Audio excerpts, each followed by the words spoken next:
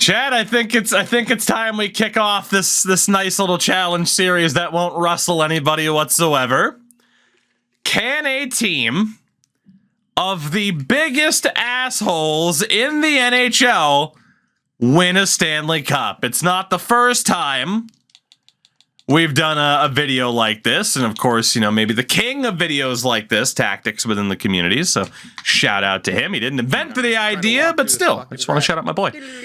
We will be taking control of the Columbus Blue Jackets, because let's be honest, with the Mike Babcock news, with the Provorov trade, they are going to be hoisted up as the beacon of anti-wokeness in the NHL by a certain section of people on social media, you know, the same ones that bought Provorov jerseys in droves. We like those people, and again, I can't wait to see the response from those people. It's going to be delicious, and Lord knows my fat face hasn't been fed enough. Owner mode will be off, player morale will be off, Agawara, blah, blah, blah. The salary cap is going to be off. As will computer trades. Why not? It's probably going to be a one-season challenge. So let's do this. Let's do this. The Columbus Real Americans with some Canadians mixed in. Because why not? There might even be a Russian or two, right? There might be. So let's get this team fully established. In goal, James Reimer. Have you seen somebody? Why not do it in season mode? Because I don't want to, Grandma. Have you seen somebody throw away such a positive reputation so quickly like James Reimer did? He was beloved. Toronto fans. He broke Steve Dangle's heart. That should be a sin in and of itself. James Reimer, welcome to the team, but I believe you'll be the backup to Jordan Binnington, the starter, the ace of asshole goaltenders in the NHL. For someone who won a Stanley Cup, a mentality monster is the exact opposite of what he is at this point. I don't care what word you want to use. I don't. Have you seen someone lose the plot like this guy? I don't think you have. Nothing like trash talking a bench, the opposing bench, when you're down by 4 goals and swinging your stick in someone's head. So shout out to Jordan Binnington. Defensively, Zach Werenski doesn't belong on this team, but Alex axe-chopping Pietrangelo does. Because we got to try to piss off the Vegas fans. And that was an asshole move, Alex. It was. It was. And maybe, just maybe, I'm still a little bit salty over 2019. Maybe I am. Maybe I am. I mean, he just happened to be on the team, I swear. He just happened to be on the team. It's just pure coincidence that we used the Blue Jackets and Provorov just got traded there and happens to be on the team. A pure coincidence that the man who started the trend of NHL players touting themselves as heroes for not wearing a fucking warm-up jersey, he's the man who started it all. He's a hero. Tony DeAngelo. Do I have to explain this one? Holy shit. And again, I stand by it. Tony DeAngelo will be a Blue Jacket because there will not be another locker room in the NHL that wants to deal with this feeble-minded piece of garbage. Welcome to the team, Tony. You're a perfect fit. Radko Gudas is to ruffle some Florida Panthers fans up a little bit. But Leafs fans will certainly be happy to see him here after he yelled in Joseph Wall's face. Jacob Trouba, you're here to ruffle the jimmies of New York Rangers fans. Because holy shit, will there be a season in the future where we ever don't have to debate whether or not one of your hits were clean or not? No! It's an age-old question. Why are we here? The chicken or the egg? Was the Trouba hit clean? They're all the same. Mark Stahl.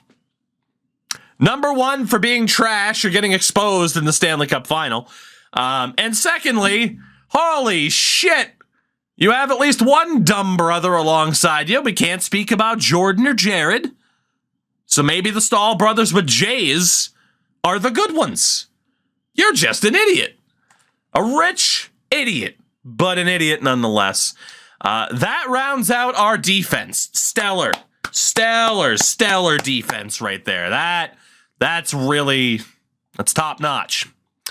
Line A does not belong on this team, but Tom Wilson does. Do I have to explain why people thought Tom Wilson should be on a team of all assholes? Do I have to? I find Tom Wilson kind of entertaining. But that's because it can be entertaining to watch assholes do their thing. And shout out to Tom Wilson, maybe the top asshole in the NHL. Patrick Kane for 2010. He was just a kid. He was just a boy. That Patrick he didn't know at the time. And then defended Stan Bowman at a press conference in 2021 of, I don't know if that would really be in Stan's character to allow something like that to happen. Asshole! Welcome to the lists. Punch another cab driver while you're at it. Then there's Blake Wheeler. A big enough asshole to be stripped of the captaincy of his own club. Well done, Blake. Well done. Alongside a certain teammate of yours who also appears on this team, chasing out the likes of Patrick Laine because God forbid somebody plays a video game in 2021. Welcome to the team, Blake Wheeler. You are beautiful. And the lone call-up is Corey Perry. Because it's Corey Perry. And people have been complaining about Corey Perry for almost 25 years. It feels like at least almost 20. So shout out to Corey Perry. He belongs on this team as well. On the wing, Brad Marchand. Now look,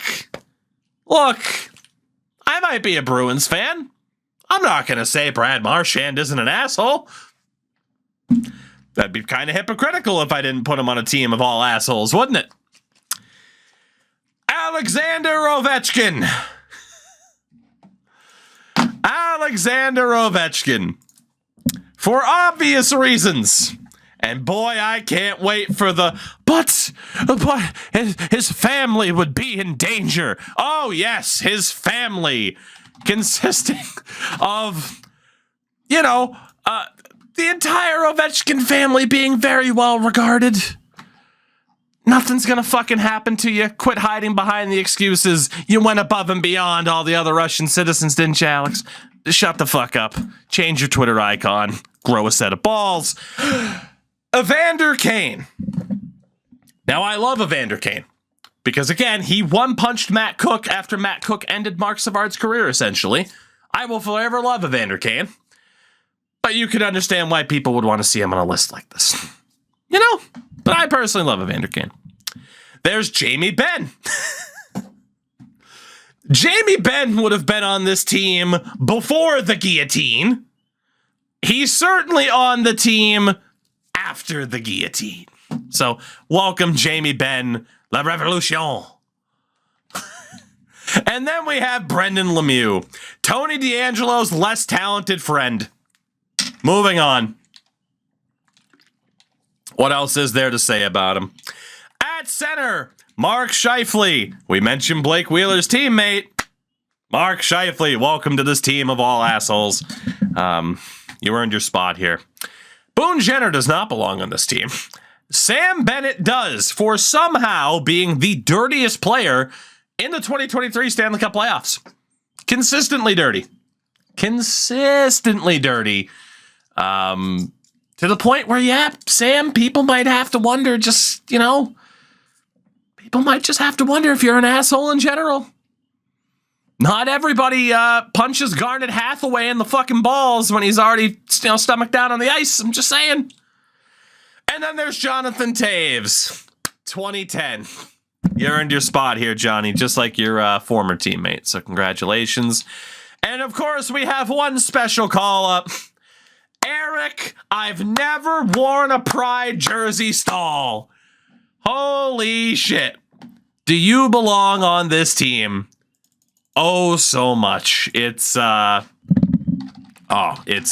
might be my favorite moment of the hockey year is the entirety of the internet clowning on Eric Stahl for claiming to have never worn a Pride jersey when not all that long ago, Eric Stahl had worn a Pride warm-up jersey. He's either forgetful, incredibly stupid, both, and a bigot. So that is our all-asshole team. Led, of course, while we don't have the rights to it, led, of course, by new head coach Mike Babcock. The perfect man to lead a team of assholes to glory. Or at least the Columbus Blue Jackets seem to think so. So, we've made a team. You could talk about Columbus, Laine, Goodrow. We're written some really skillful players. And I don't know if it's a good fit for Babs. It's kind of like Daryl Sutter in Calgary when they try to get more skillful with Huberdeau. It's not really a good fit. So why not give Mike Babcock a team that really fits his style of just a bunch of dickheads? But hey, maybe they've learned something. You don't know. Maybe they've improved themselves lately. Who's to say? So let's see what this team can do. We do have to scratch somebody, and let's have it be Brendan Lemieux because he's incredibly irrelevant. Incredibly irrelevant. And, yeah. We'll swap Patrick Kane and Alexander Ovechkin. Beautiful. Fourth liner Jamie Benn, which is appropriate. That's probably what he should be. And, there you go. Marchand, Scheifele, Kane, Ovi, Taves, Wilson. I like it. We got to have Ovi as a second liner just to piss off some people a little bit more. That's a good time. That's a good time. And then defensively, yeah. I mean, number one, Mark Stahl and D'Angelo are the third pair. Let's be honest. They're the third pair of that group. And in goal, I mean, it is Bennington and Reimer. They're both 82s, so we'll see what happens there. Can a team of assholes win the Stanley Cup? That is the question that we are about to find out. Will the Jarmo Kekalainen dream? Sorry, that was the wrong D word. Will the Jarmo Kekalainen desperation pay off and lead this team to a Stanley Cup? Who's the captain? Oof. I don't know if we could have one captain. I don't know if we could. Who's the king? Who's the king? Who's the real leader of men? Who's the real leader of men? I'm seeing a lot of Jonathan Taves. You know what? Jonathan Taves, leader of men. Number 2, Alex Ovechkin. I'm all right with that. You know what? We won't give Blake Wheeler the C, but we'll at least give him an A for asshole. And let's go with Tony D'Angelo. He has a podcast allegedly. So let's do that. Let's see. What can these these men, because they're men, because they stand up for what they believe in. They're men. Yeah, Brad Marchand got hurt already. I'm going to go turn off injuries. Kind of forgot to do that. But yeah, I mean, they're men. They stand up for what they believe in. They play the game the right way. Oh, sorry, I gotta mumble like Babcock when I say that. Apologies. Sorry, it was very, very disrespectful. Very disrespectful. There you go. No Bud Light in this locker room. No, but don't worry, we will have other beer that people don't realize is made by the same company. Don't worry about that.